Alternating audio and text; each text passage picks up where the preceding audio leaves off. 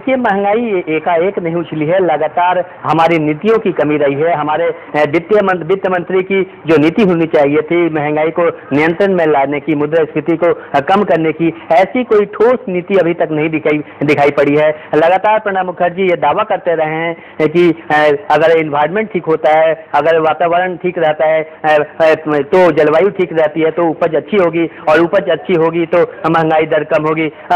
हमेशा परिवेश और एनवायरमेंट को, जलवायु पर ये अपनी बातें लादते रहे हैं और लगातार कहते रहे हैं कि उसी के ऊपर निर्भर कर रही है। लेकिन इनसे निपटने के लिए जो ठोस नीति होनी चाहिए, रणनीति होनी चाहिए, इसके सब्स्टिट्यूट जो रास्ते होने चाहिए, इस तरह के सब्स्टिट्यूट रास्ते पर ठीक गहराई से विचार नहीं किया गया। और लगातार ये दावे करते देखे जाते हैं, प्रधानमंत्री हो, वित्त मंत्री हो, चाहे जो भी मंत्री हो, लगातार ये दावे करते हैं कि महंगाई जल्द कम हो जाएगी, जल्द कम हो जाएगी। लेकिन महंगाई है कि ऐसी है कि वो लगातार बढ़ती ही जा रही है। निर्मल, तो इसका विनय क्या कारण क्या मानते हैं? ये महंगाई एकाएक, जो आपने कहा कि एकाएक भी नहीं, कोई रणनीति तय नहीं की है और दिन ब दिन बढ़ते जा रही है, और इसने फिर से एक बार दहाई का आंकड़ा पार किया है, 10.60 के आंकड़े पर पहुंच गई है।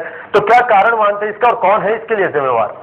स्वाभाविक रूप से इसके लिए जिम्मेवार सरकार की नीतियां हैं, सरकार के वित्तीय नीतियां हैं, वित्त मंत्रालय की ये कमी है, और इस कह सकते हैं कि प्रणब मुखर्जी की ये कमी है। हालांकि दो वित्त विशेषज्ञ हैं, खुद प्रधानमंत्री मनमोहन सिंह भी एक वित्त विशेषज्ञ माने जाते हैं, वहीं प्रणब मुखर्जी भी एक अच्छे जानकार और वित्त मंत्री हैं और वित्तीय सचिव जानकार माने जाते हैं, दक्ष माने जाते हैं। लेकिन ये दोनों जो वित्तीय जानकार हैं, दक्ष विशेषज्ञ हैं, ये दोनों के दोनों महंगाई को नियंत्रण करने में बिल्कुल नाकामयाब साबित हुए हैं। निर्मल, तो अब इस महंगाई की मार के कारण आम लोगों की जेबों पर कितना असर पड़ा है, उनकी क्या अवस्था है विनय? देखिए, आम लोग तो त्रस्त हैं, लगातार बाजार में जा रहे हैं, जेब भरकर, बैग भरकर कह सकते हैं कि पैसे ले जा रहे हैं, और पॉकेट में भरकर सब्जी ला रहे हैं। इस तरह की हाल हो गई है। एक पॉलीथीन की छोटी सी बैग में सब्जी आ रही है।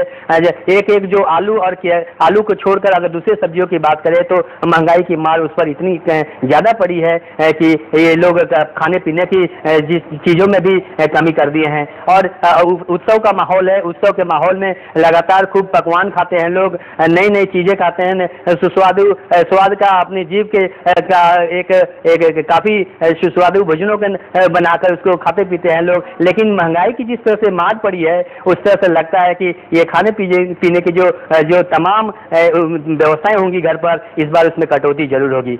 निर्मल, कितने दावे कर रही है, तो क्या आम इंसान इन दावों पर क्या भरोसा कर सकता है?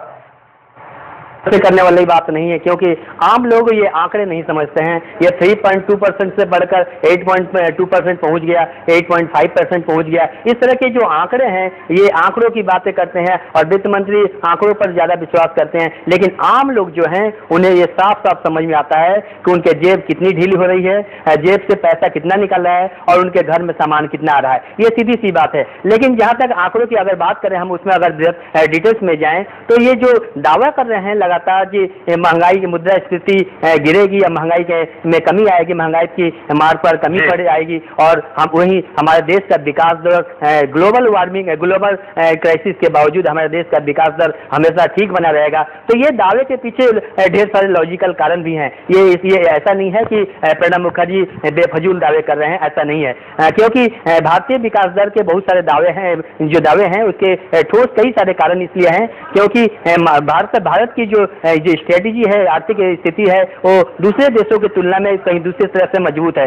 और यहाँ दूसरे देशों में एकाएक जो मार्केट गिर गया था और सारे पूरे विश्व में इस तरह की मंदी आई थी, लेकिन भारत ने उस समय में भी, जब सब अमेरिका जैसे राष्ट्र की जो विकास दर है शून्य पर आ पहुंचा था लगभग, लेकिन भारत में ये विकास दर 6%, 5.5 से 6% तक बना हुआ था। इसका मतलब कि भारत में वो शक्ति है कि विकास दर को बनाए रखे और उसको अपनी विकास को आगे बढ़ाते रहे। लेकिन इन सब के बावजूद महंगाई की अगर बात करें तो महंगाई कम होती नहीं नजर आती। हालांकि हमारी स्थिति जरूर मजबूत हो रही है।